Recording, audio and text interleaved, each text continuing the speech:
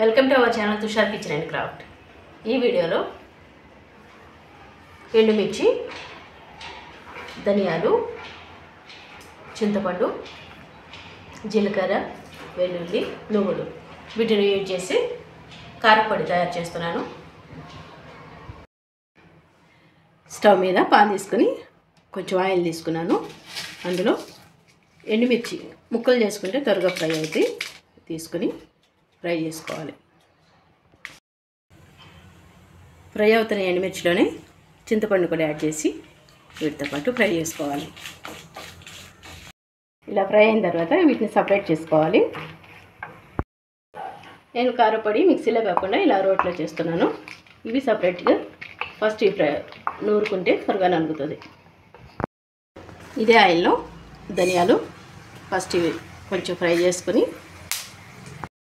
అవి మొత్తం ఫ్రై అయ్యేలోపు ఇవి దంచుకోవాలి. ధనియాలు ఇలా కొంచెం ఫ్రై అయిన తర్వాత దీనిలో నువ్వులు కూడా యాడ్ చేసుకోవాలి.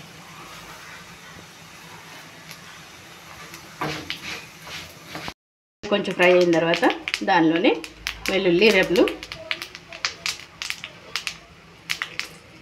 జీలకర్ర, కొంచెం సాల్ట్ కూడా యాడ్ చేసుకోవాలి. అవసరమైన దాన్ని బట్టి సాల్ట్ యాడ్ చేసుకోవాలి. ఇప్పుడు సరిపోకపోతే మళ్ళీ నూరేటప్పుడు కూడా కలుపుకోవచ్చు. ఇవన్నీ కలిపి కొంచెం ఫ్రై చేసుకోవాలి. ఎండుమిర్చి, చింతపండు కొంచెం నలిగిన తర్వాత దీనిలో ఈ ఫ్రై చేసుకున్న ధనియాలు, నువ్వులు ఇవన్నీ యాడ్ చేసుకోవాలి. రోట్లో నూరేటప్పుడు వేడి మీద నూరుకోవచ్చు. మిక్సీ పట్టుకునేటప్పుడు ఇవన్నీ చల్లగైన తర్వాత మిక్సీ పట్టుకోవాలి. మొత్తం అలా ఒకసారి మిక్స్ చేసుకొని ఎండుమిర్చి, చింతపండు ఇవన్నీ కింద ఉండిపోయి ఇలా కలుపుకొని మొత్తం కలుపుకొని మెత్తగా అయ్యేంతవరకు దంచుకోవాలి. స్లోగా ఇలా మెత్తగా ధనియాలు, నువ్వులు అన్నీ మెత్తగా నలిగిపోయేంతవరకు నూరుకోవాలి.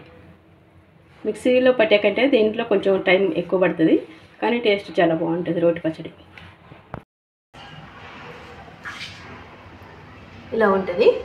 దీన్ని ఒక బాటిల్లో స్టోర్ చేసుకుంటే వేడి వేడి అన్నంలో, టిఫిన్స్లో వీటిలో చాలా టేస్టీగా ఉంటుంది.